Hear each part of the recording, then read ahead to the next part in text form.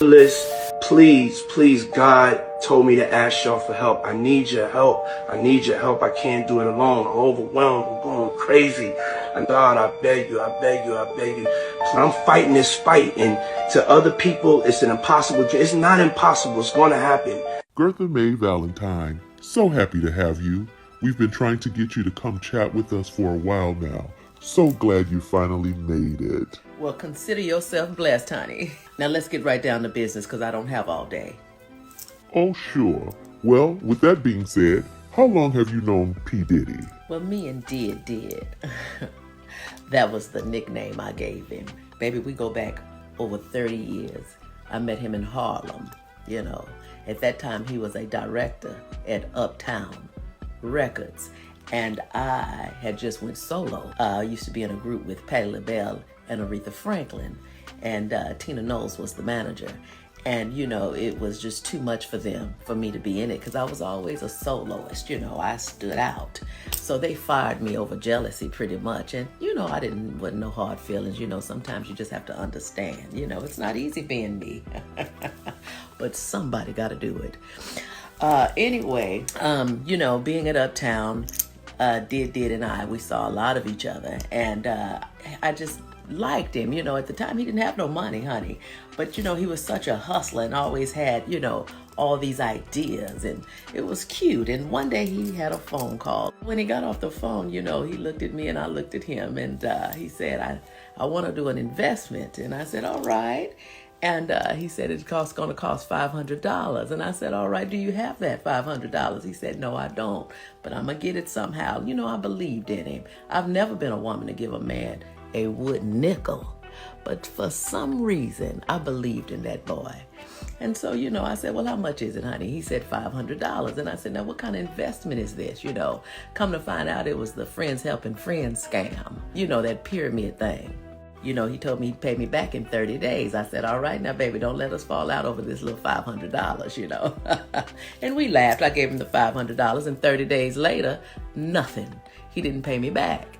And so I said, honey, I'm not going to, you know, make this a thing because I don't want to fall out with you. He said, I promise you I'm going to get it to you. I'm going to get it to you. So 2 months later, he paid me my money. And actually, he gave me $2,500.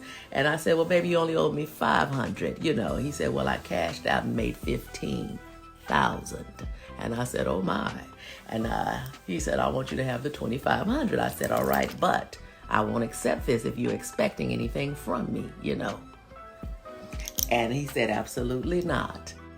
And that's when we became very close. So Did, he started, you know, coming over to my house, and I would cook him dinner, you know, and serve him cocktails. You know, I'm very hospitable, you know. We would smoke a little reefer, and I taught him how to play spades, you know. And that was our thing. And he got pretty good at it, but he used to cheat all the time. So one time, you know, you got the big joker and you got the little joker. So he had hit the big joker between his legs under the table, you know, and I saw him slide the card between his legs, you know, the big joker between his legs. And I saw him, and, you know, as we were playing, I knew when he was getting ready to play that big joker, and as he was getting ready to put that card on the table, honey, I grabbed him by his neck and I just started choking him, you know, but it was you know, we were having fun. So I'm choking him, he all, and, you know, we're laughing and having fun. And all of a sudden we locked eyes, and my hands was around his neck, and he looked at me and I looked at him, and he had that look in his eyes, and I said, you like that, don't you? And he said, yes, ma'am. And I said, ooh. I said, well, we can't be doing none of this, honey. And he said, we won't stop. And I said, yes, we will. And we stopped. And I said, let's, you know, stop this, and you need to go home. So is that the fetish, being choked? Oh, no, baby, that was not his fetish. Being choked was not his fetish. But that's how it got started. And let me just get to it. I fought a long time, honey. I fought as long as I could.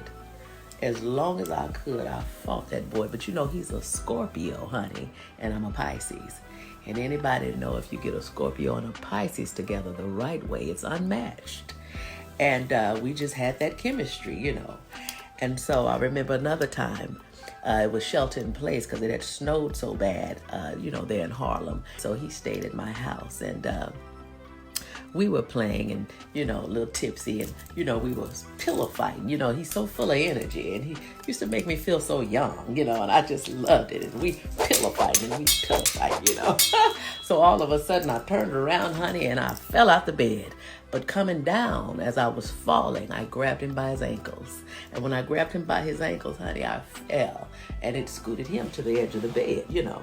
And so when he scooted to the edge of the bed, he looked at me, and I looked at him, and he said, "I thought I told you that we won't stop." And he scooted down to the edge of the bed just a little more. And I looked at him, I said, "What are you doing?" He said, "I thought I told you that we won't stop. I thought I told you that we won't stop." I said, And I looked at him, and he said, "Didn't I?" And I said, Did.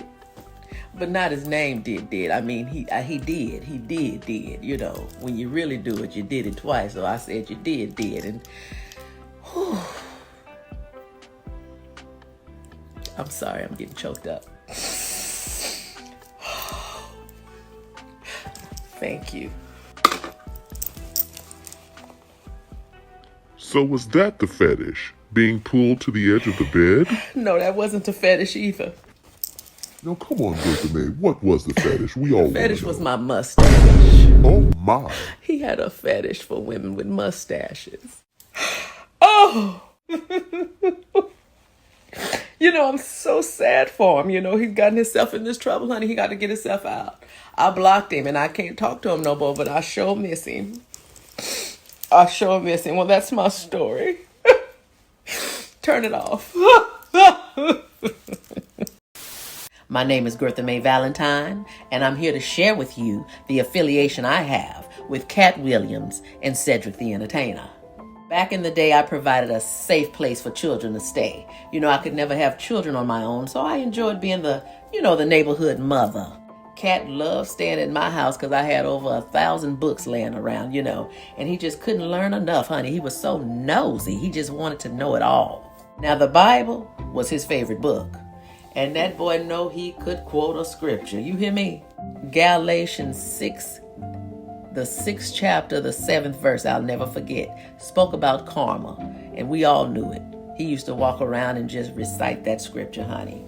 Be not deceived, for God is not mocked. Whatsoever man soweth, that shall he also reap. And you know, he lives by that. And that's why he's so blessed today. You know, you give what you get, or you get what you give. You know what I mean? Now, a lot of the neighborhood mothers couldn't stand Katt, you know, because he was mannish and grown, you know. But I understood Katt, and he was very helpful around the house. You know, that boy would go in my refrigerator and get a Budweiser and open it and bring it to me, you know. And he'd take my cigarettes and light them on the stove, and I just felt like he was very helpful around the house. I gave that boy a pass. Now, he was a badass, but I gave him a pass, you know. Back in the day, they didn't diagnose kids, and I knew that boy was on the spectrum. You know, he had savant syndrome. That child was extraordinary in everything he did, including getting on folks' nerves, because he always had to have the last word, and he had such a smart mouth. But he was smart. And one thing that child didn't do was lie. Now, let me include Cedric the Entertainer. Cedric loved staying at my house, honey, because I kept a refrigerator full of food and a drawer full of snacks. That boy loved him some zingers and some cupcakes and Twinkies and lemon heads, and, you know, Boston baked beans was his favorite. He used to walk around the house with Boston baked beans, just shaking them like they were dice and just popping them in his mouth. And he would sing. He was so happy. He was fascinated with food. But the neighbors couldn't stand him because he was a thief. Honey, it was a time when he had about 7 little boys' bikes in my backyard. But I didn't mind because they mamas owed me money. Well, him and Katt had a love-hate relationship, you know, but they both had an incredible sense of humor. But I want to say Ced might have been a little jealous of Katt, you know. And let me tell you why. You know, I used to take them school shopping, and Katt loved the Foot Locker because he loved brand names, honey, and he would love the Adidas and the Nike and the Fila sweatsuits, and Cedric couldn't wear those. They just was too small, I had to shop for him at Sears and buy him the Husky pants, and they only came in Wranglers. And then he'd have to wear the men work shirts, and Katt would tease him and call him Bookman, from Good Times. And then Sid would call Katt Michael, and ooh, them boys would tickle me.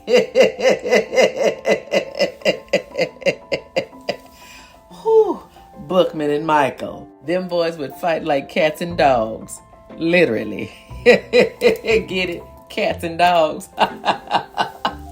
Oh, but they would always make up, Katt would always share his food with Sid. Katt was, he didn't have a big appetite. He loved good cooking, but he'd just eat a little bit of everything. And then he'd be off to read his books. Now, I do know that Katt spoke about Steve Harvey in the interview, And Katt didn't lie when he said Steve was never homeless. Because Steve used to live with me. And y'all gonna have to pay me big money to get that story, honey. I knew Steve when he had a head full of hair. And I'm the reason why that is bald-headed. And if y'all want to hear the rest of this story, you're gonna have to flood my Cash App.